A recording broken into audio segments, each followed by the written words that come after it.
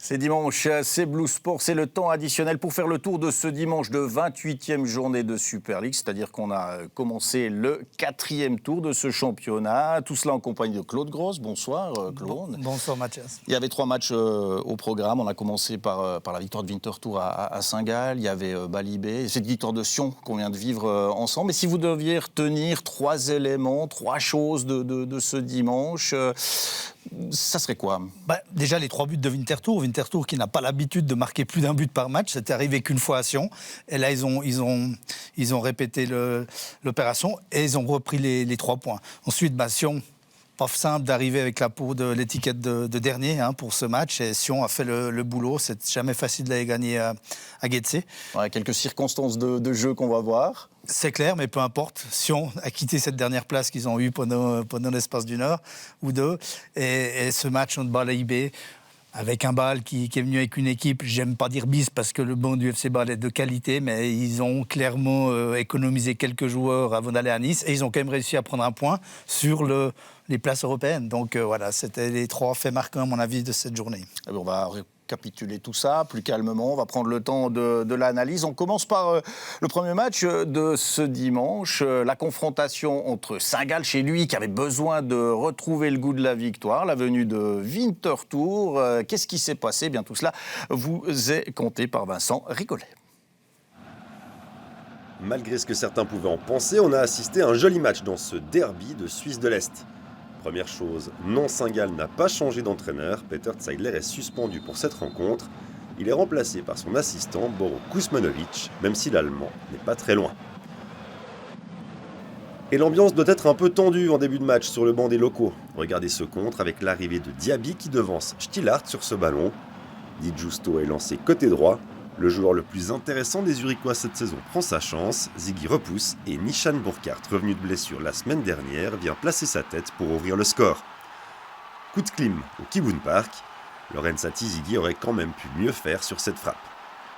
Winterthur avait remporté le dernier duel sur ce score de 1-0 devant son public, mais cette fois-ci les Saint-Gallois réagissent. Schmidt sur son côté pique vers l'axe et trouve un relais avec Görtler pour égaliser. Une belle action qu'Isaac Schmidt conclut avec beaucoup de finesse pour son 2e but de la saison.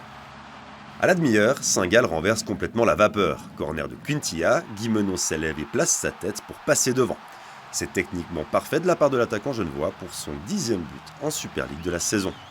Les sourires sont de retour dans le camp des Verts et Blancs. Mais je vous ai promis un joli match, ce qui implique que ça va changer. Coup franc pour Winterthur, Di Giusto égalise. Il frappe coup du pied, côté ouvert, c'est splendide et on se régale avec 4 buts en 37 minutes.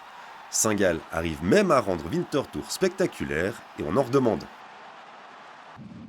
Il suffisait de le faire pour avoir droit à un 5e goal. Stillhardt coupe le hors-jeu, ce qui permet à Ardaïs d'aller défier Ziggy. Le portier vient à sa rencontre, l'intervention n'est pas parfaite et Ardaïs peut remettre sur Di Giusto qui tente le lob. Heureusement pour Saint-Gall, Stillhardt peut facilement sauver sur la ligne, enfin ça, c'est ce qu'on pensait. Doublé de Di Giusto, on dit parfois que sans erreur il n'y a pas de but, ça se confirme sur le coup. On ne pouvait pas avoir 90 minutes aussi folles, la deuxième mi-temps n'est donc pas aussi riche en événements. Ça va tout de même s'animer un peu dans les 10 dernières minutes. Saint-Gall pousse sans trop mettre Kuster en danger, ce qui permet à Winterthur de partir en contre. Ardaïs se présente face à Ziggy, il est sur le point de se faire reprendre et pousse trop son ballon, mais parvient à toucher une fois de plus et se fait faucher par le gardien ghanéen, penalty. Roman Boès, entré en jeu, prend ses responsabilités pour ce qui pourrait être le but du chaos. Panenka, transversal et but. Une réussite logiquement annulée. Le même joueur ne peut pas toucher 2 fois la balle successivement. Winterthur se met sous pression pour la fin de match, mais Saint-Gall ne parviendra pas à revenir. Énorme performance des Zurichois qui remportent ce match qui s'est surtout joué en première mi-temps. Les Saint-Gallois n'avancent plus. Une victoire en 7 matchs. Je pense que on doit juste toujours devenir meilleur. On doit faire des meilleures performances parce que comme ça on va perdre encore des matchs. Et je pense que chacun de nous, on doit regarder, chaque joueur doit regarder ce qu'il loupe et donner le meilleur de soi-même. Pour les prochains matchs, qu'il en reste encore 8. Winterthur a battu 3 fois Saint-Gall cette saison, bilan inattendu et une performance qui a un goût de Super League. Oui, je le pense aussi. On a eu quelques matchs les dernières semaines où on a été malchanceux. On a dû travailler dur. J'ai le sentiment qu'on a été récompensé aujourd'hui. Et on a montré qu'on pouvait leur tenir tête relativement facilement. La dernière fois que Winterthur a marqué plus d'un but dans un match coïncide aussi avec sa dernière victoire à l'extérieur et ça remonte au mois d'octobre à Tourbillon. D'ailleurs, les hommes de Bruno Berner passent provisoirement devant le FC Sion au coup de sifflet final. Intéressant, les interviews avec Di Giusto, le meilleur côté Winterthur, puis Schmidt aussi très très bon aujourd'hui. Ouais, on commence à se poser des questions du côté de Saint-Gall. Oui, effectivement, je pensais que Saint-Gall allait pouvoir réagir. C'était l'affiche idéale, j'ai envie de dire. Ils ont mené et ils se sont fait surprendre par un Winterthur qui en contre-attaque joue super bien les coups, va super vite. Et ils ont quand même été aidés par la défense de Saint-Gall qui a fait quelques erreurs. Alors ça, on va le voir. On va d'abord voir une séquence qui est intéressante. Ça n'arrive pas souvent, le pénalty de Buès. Vincent l'a expliqué dans son reportage. Buès va tenter une panenka. On va revoir la tentative de l'avancante de Winterthur. Ziggy est battu. Et puis c'est lui qui reprend. C'est une règle de base. Il ne peut pas faire ça. Ah ben, on connaît ça depuis tout minot quand on commence le football. On sait que le ballon doit être touché par un adversaire pour être remis au jeu. Et là, c'est le montant. Donc, c'est comme si vous faites une passe à vous-même. Et bien, visiblement, Buès n'était pas au courant de cette règle. Et c'est dommage parce qu'il allait. Alors, je ne sais pas si Rodriguez arrivait avant ou pas, mais en tous les cas, en reprenant le ballon, il rendait le ballon à Saint-Gall. Alors, merci Dr Gross pour les explications sur cette règle élémentaire du football. Et puis maintenant, votre analyse. Vous avez souhaité revoir le but qui a mis le feu aux poudres aujourd'hui, le tout premier but de Winterthur, parce que là, il y a des éléments intéressants. Autant du côté défensif de Saint-Gall qui n'a pas fait tout juste, autant les inspirations offensives de Winterthur avec lesquelles on va recommencer. On va voir ce but depuis le départ, depuis le moment où le ballon est récupéré dans les 16 mètres par les Zurichois. Là, il y a un peu de chance au niveau de la reprise du ballon qui est parti. Expliquez-nous. Oui, alors effectivement, il y a eu un peu de réussite au départ de la part de Winterthur, mais ensuite, la fin de l'action est magnifiquement jouée. On voit Diaby qui jaillit, qui vient voler le ballon, et ensuite, il a deux possibilités, mais regardez, les défenseurs centraux de Saint-Gall sont orientés de ce côté, et ils jouent dans leur dos sur Di Giusto, une passe millimétrée, dosée magnifiquement bien, et après Di Giusto, une frappe magnifique. Ziggy peut peut-être faire mieux, mais à la fin de l'action, on voit qu'on se retrouve à 3 contre 3, alors qu'au départ de l'action, Winterthur était en infériorité. C'est suite aux quelques erreurs qu'on va avoir de Saint-Gall qui a quand même bien aidé, mais l'action est magnifique, parce qu'une contre-attaque, pour que ça aille au bout, il faut qu'il y ait beaucoup de vitesse, beaucoup de précision. Et la passe de Diouf, elle est millimétrée, elle est dosée magnifiquement bien, et tout est bien exécuté. Oui. Il y a eu un petit peu d'aide quand même côté Saint-Gallois. Alors Burkhardt qui finit bien, cette magnifique passe de Diaby. Et puis on va regarder maintenant ce qui s'est passé côté Saint-Gall, parce que l'action aurait peut-être dû, selon vous, se terminer avant et ne pas aller au bout. Oui, alors effectivement, sans erreur, vous l'avez dit, il n'y a pas de but, mais là, il y a des grossières erreurs de joueurs expérimentés.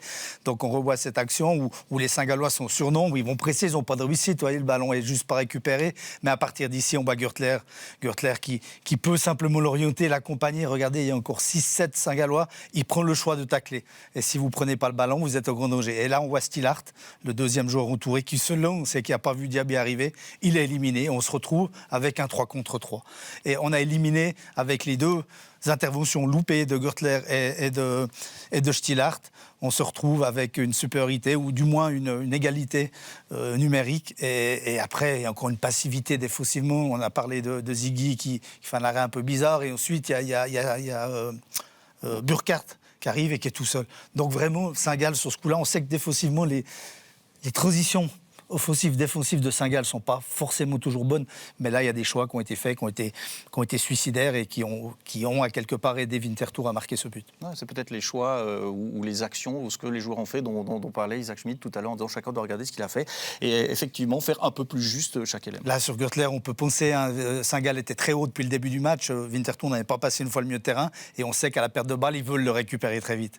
Et peut-être que la Görtler, il veut vite récupérer pour continuer à mettre la pression, faire le contre-pressing. En l'occurrence, là, non. Il fallait venir faire le recul-frein, l'orienter avec des si. Et après, on est plus intelligent. Mais je trouve que Saint-Gall a vraiment donné le bâton pour se battre. Ouais, c'est pour ça qu'on aime le football et qu'on aime le décortiquer aussi. Donc, victoire de Winterthur qui fait que le FC Sion se présente au Letzigrund pour y jouer Getse dans la peau du dernier de classe. On va voir ce qui s'est passé durant cette rencontre, comment le FC Sion l'a négocié. Tout d'abord en subissant, parce que Getse est rentré fort dans la partie et Getse aurait pu marquer en début de partie avec cette combinaison Shabani, Ndege, Morandi qui remet très très bien et puis Shabani qui a le but du 1-0 au bout du pied. Ouais, magnifique action, double 1-2, il trouve Ndege comme premier relais. Le ballon lui est remis, ensuite il trouve son coéquipier, le deuxième coéquipier, et là il roule pas assez, il ferme pas assez le pied, mais sinon ça avait effectivement le point d'un but. Et puis le fait de jeu de ce match, le moment qui va tout changer, Shabani qui s'est illustré, qui a manqué l'ouverture du score, qui là lève la semelle bien trop haut dans le visage de Schmitt. Dans un premier temps c'est le jaune, puis après avec l'aide de la VAR, le jaune va être annulé, ça sera le rouge pour Shabani, mais c'est logique. Oui, c'est logique, c'est pas volontaire. Il a trop poussé son ballon, il veut intervenir et il fait un geste maladroit, malheureux, mais malheureusement ça vaut le carton rouge. Et puis, qui va en profiter ? Eh bien, c'est Mario Balotelli. Ce que fait Balotelli, là, en fin de première mi-temps, pas forcément tous les joueurs réussissent à le faire. Non, ça paraît tout simple, mais déjà, première chose, il va mettre son corps en opposition devant Lösli. Lösli ne peut plus intervenir. Ensuite, il résiste, parce que physiquement, Balotelli, il faut le bouger, il résiste. Et après, il faut encore ajuster le cadre. Et il n'y a pas beaucoup de place où il la met à ras le poteau, mais il a une telle qualité de pied que ça fait but. Ah oui, Balotelli, c'est là qu'il est le plus fort aujourd'hui, c'est quand il est dans ces 16 mètres, dans ce carré magique, là, dans ce rectangle magique, là, il est intenable. Il est intenable, malheureusement on ne le voit pas assez, pour plusieurs raisons. Et il décroche beaucoup, il dézone beaucoup pour venir chercher les ballons. Et Sion est rarement dominateur, en tout cas ces derniers temps. Donc avec une équipe peut-être un peu plus dominatrice, on le verrait un peu plus dans la surface. Et un joueur de cette qualité dans la surface, on l'a vu, hein, c'est pas son premier but de la saison. On a déjà mis des goals extraordinaires. Quand il frappe, c'est souvent cadré et c'est souvent but. Pas le premier but de la saison, le premier en 2023. Et puis Sion qui marque donc juste avant la mi-temps et Sion qui va marquer juste après la mi-temps. Dans ces temps tellement important et c'est ça aussi qui fait qu'une équipe peut finir par s'imposer, c'est en marquant dans les moments justes. Et là, Sio, sur ce centre, pas forcément évident de la propulser au fond des filets. Non, pas facile, il tend le pied, il apprend un peu du bout du pied, de la semelle et il va la mettre à ras le poteau. C'est important pour Sion de revenir et tout de suite faire le break, parce que je vous rappelle que Sion est 11 contre 10 et là à 2-0. Vous pensez vous mettre à l'abri, vous ne l'êtes pas encore. Oui, vous l'avez dit quand on regardait ce match, il faut absolument que si on ferme le sac, on pense que ça va être le cas à la 49e, parce que là, Balotelli encore fait tout juste, il offre un caviar, il offre le but à Itatinga qui manque impardonnable. Vous l'avez dit, il offre un but et Itatinga n'a pas voulu. Effectivement, c'est incroyable. Et là, je vous ai dit, vous loupez le 3-0 là, attention de ne pas prendre un goal derrière. Et qu'est-ce qui se passe ? Vous l'aviez senti, Ribeiro qui surgit sur un corner, on ne s'y attend pas, il y a une petite poussette quand même sur Ziegler, pas vraiment, il y a Linder qui se trouve, et puis tout de suite les choses deviennent plus compliquées. Et ça fait 2-1, et tout d'un coup, vous cogitez, qu'est-ce qu'on fait ? On continue à jouer, Getse y croit de nouveau, et vous pouvez vous mettre en grosse difficulté. Et on va le voir, il y a encore des occasions de Getse, donc vraiment ce troisième but loupé de Sion aurait pu être un tournant. On aurait pu faire mal. Lösli, encore une fois, sur corner pour Getse qui profite un maximum avec un homme de moins des situations spéciales, et puis la chance pour Lindner. Puis après, il y a l'autre bas, le coup franc de Puzic. On peut dire que Getse a eu des actions. Oui, alors il y a eu des opportunités pour Getse. Sion, dans les difficultés actuelles, je trouve qu'ils ont relativement bien géré. Ils ont eu 2-3 frayeurs, mais ils n'ont pas été plus inquiétés que ça. Et le but de la victoire est tombé logiquement. But de gag, parce que quand on voit ce qui se passe avec Itatinga, Cyprien qui est en bonne position, mais en fait c'est un coup de billard qui rebondit sur la tête d'Itatinga. Oui, c'est un goal qui est... Ça aurait été encore plus rigolo qu'elle aille directement au fond, mais elle revient sur Cyprien qui a suivi. Il y a beaucoup de réussite, mais comme on l'a dit au début d'émission, si on a peut-être manqué un petit peu ces derniers temps, donc de temps en temps, si la chance recommence à sourire, c'est pas plus mal. Eh bien, on va écouter le dernier buteur de cette partie à l'interview après cette rencontre. Willan Cyprien, une nouvelle victoire pour le FC Sion qui vient confirmer que les choses vont mieux depuis quelques semaines.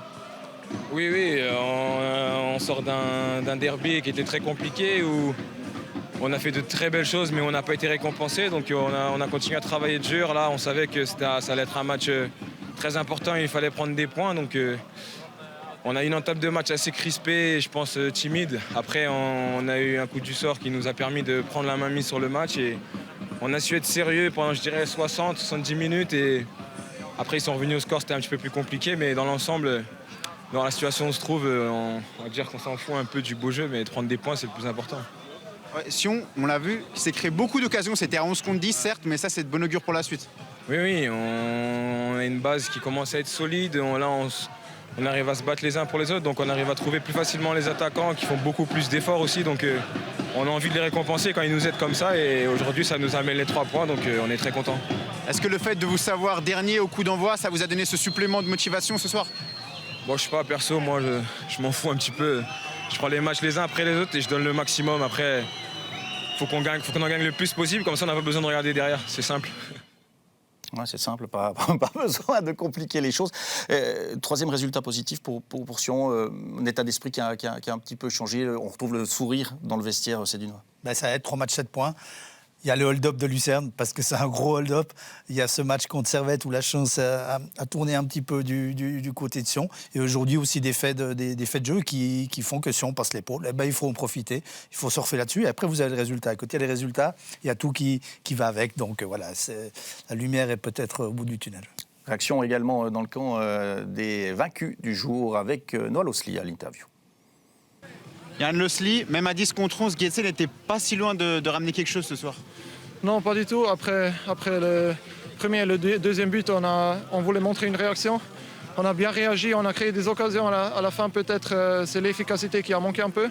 Et puis, après le troisième but, c'était fini. Est-ce qu'il y a aussi des regrets de ne pas avoir concrétisé les occasions en première mi-temps en 11 contre 11? Oui, effectivement, on a créé beaucoup d'occasions. L'efficacité, elle n'était pas là. Mais aussi, derrière, on n'était pas intelligent. Et voilà, on perd le match 3-1. La dernière place occupée par Winterthur est revenue à 5 points. La semaine prochaine, il y a un match contre Winterthur, il va être décisif. Oui, tous les matchs sont décisifs. On essaye de ramener le maximum de points. On a enchaîné 3 victoires avant IB.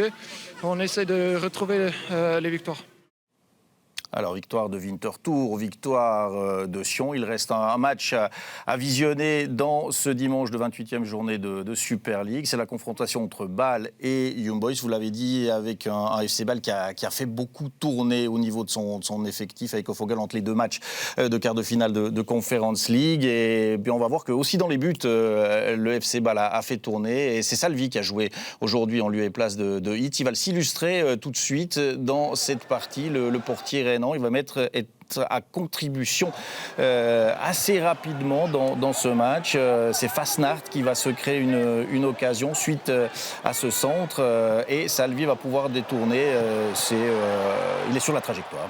Oui, il est sur la trajectoire. Après moins de 3 minutes de jeu, c'est bien d'avoir un arrêt comme ça. Ça vous met directement dans le match parce qu'il est relativement facile. Hein. Le ballon lui arrive dessus. Il faut juste être vigilant. Mais après ce genre d'arrêt, vous êtes directement dans la partie.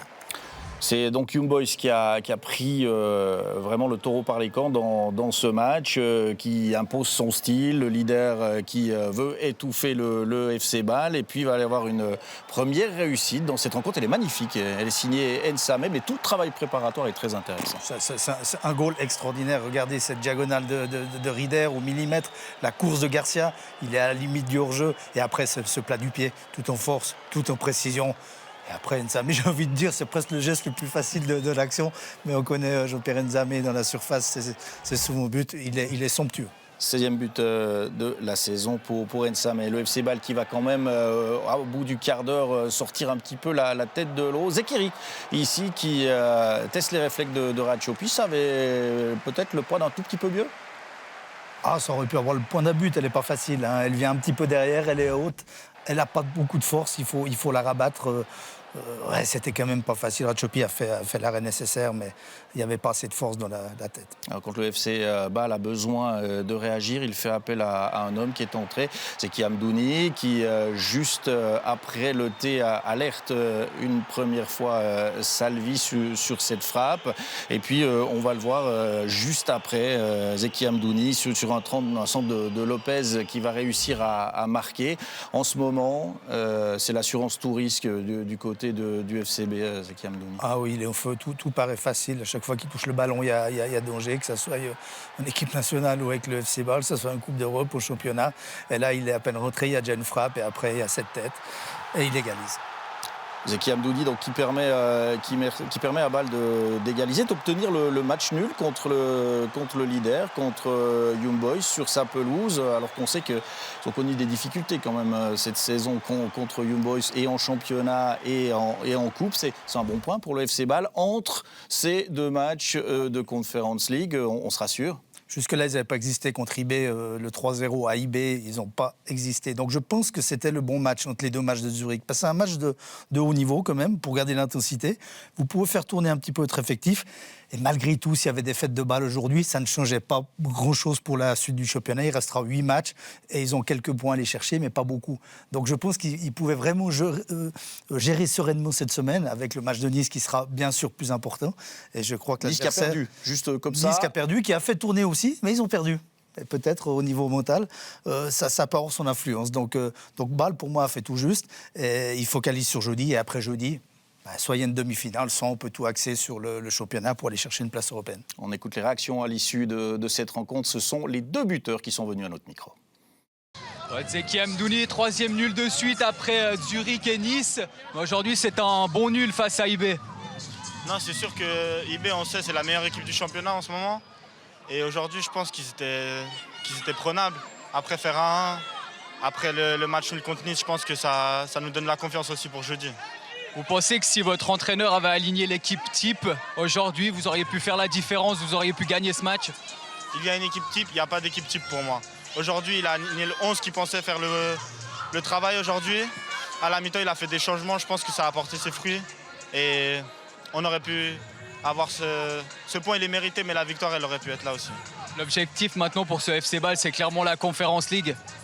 Non, l'objectif d'abord, c'est sûr de faire des bons résultats en Conference League. On prend match après match, mais aujourd'hui, il y a cette échéance jeudi.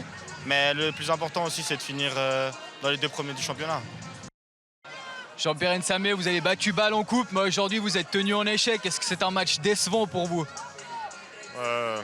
Décevant, oui, parce qu'on aurait aimé gagner les 3 points aujourd'hui. On voulait faire la passe de 3. Mais voilà, on sait que chaque match a sa vérité. On a gagné en coupe, mais aujourd'hui, c'est une équipe qui est venue avec d'autres intentions. Et peut-être que nous aussi, un peu mentalement, après l'ouverture du score, on s'est peut-être dit que ça allait aller tout seul. Et puis, on s'est un peu relâché. Mais voilà, on est à l'extérieur, on sait que ça allait être compliqué. Il faut quand même se satisfaire de ce point qu'on a pris.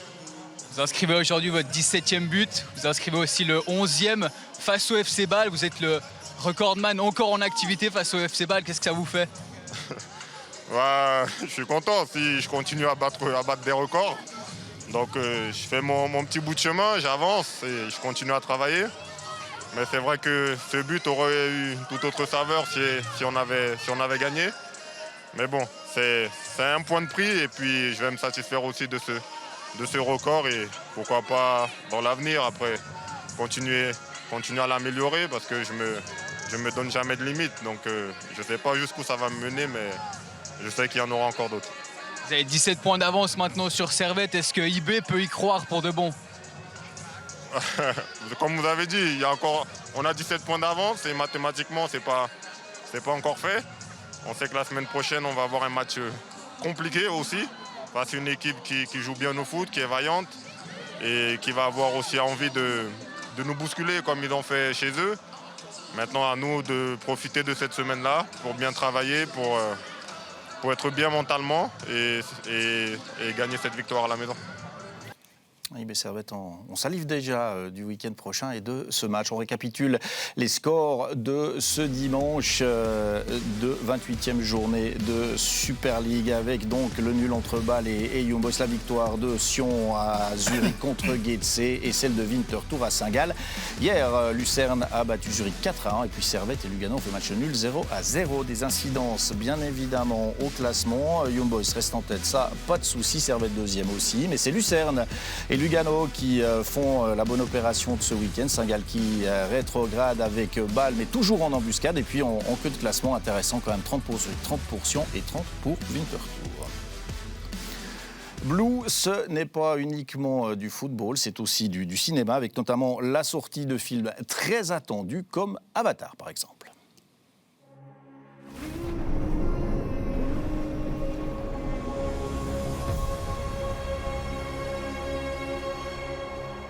Papa, tu dois penser que je suis folle. Mais je sens sa présence. J'entends battre son cœur. Elle est là, tout près. Et comment sont les battements de son cœur? Puissant.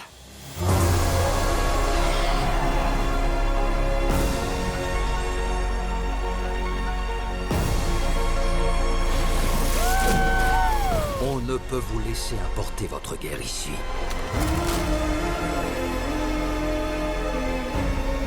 La voie de l'eau relie toutes choses.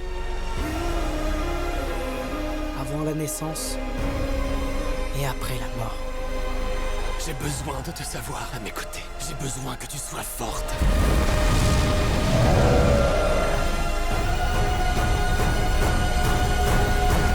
Le cœur plein de courage.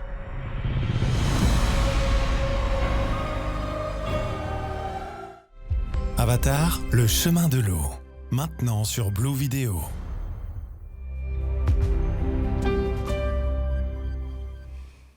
Et Blue, c'est bien évidemment le football. Aussi en Challenge League, puisqu'il y avait un derby lausannois aujourd'hui à la Tuilière entre Lausanne et Stade Lausanne-Ouchy. Et une ouverture du score par Aïroula ou pour le Slow qui a bien débuté cette partie. Et les Lausannois qui se sont fait prendre sur ce premier corner. Le LS qui va réagir par 2 fois.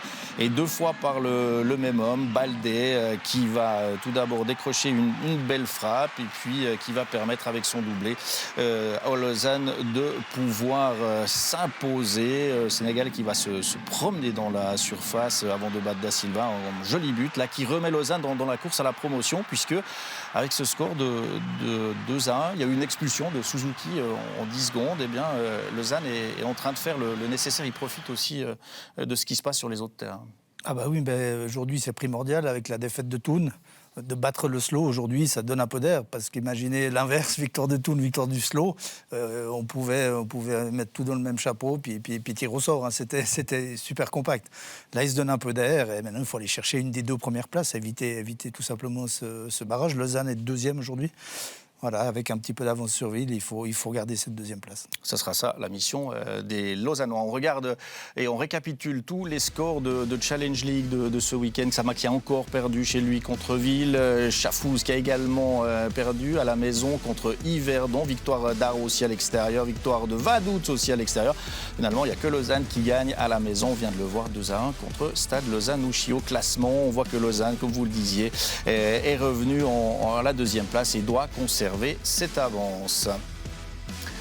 Voilà, merci Claude de nous avoir accompagnés en ce dimanche. D'ici quelques instants, c'est match après match avec Michael Bugnon. Il sera question du FC Sion, de Bâle et puis bien évidemment de Ligue des Champions, puisque la Ligue des Champions, il y en avait la semaine passée, il va y en avoir encore cette semaine sur Blue. On arrive au terme de l'émission. Claude, je vous ai déjà dit merci. Merci aux équipes techniques. Merci à vous de nous avoir suivis. À bientôt sur Blue Sport. À bientôt. Bye bye.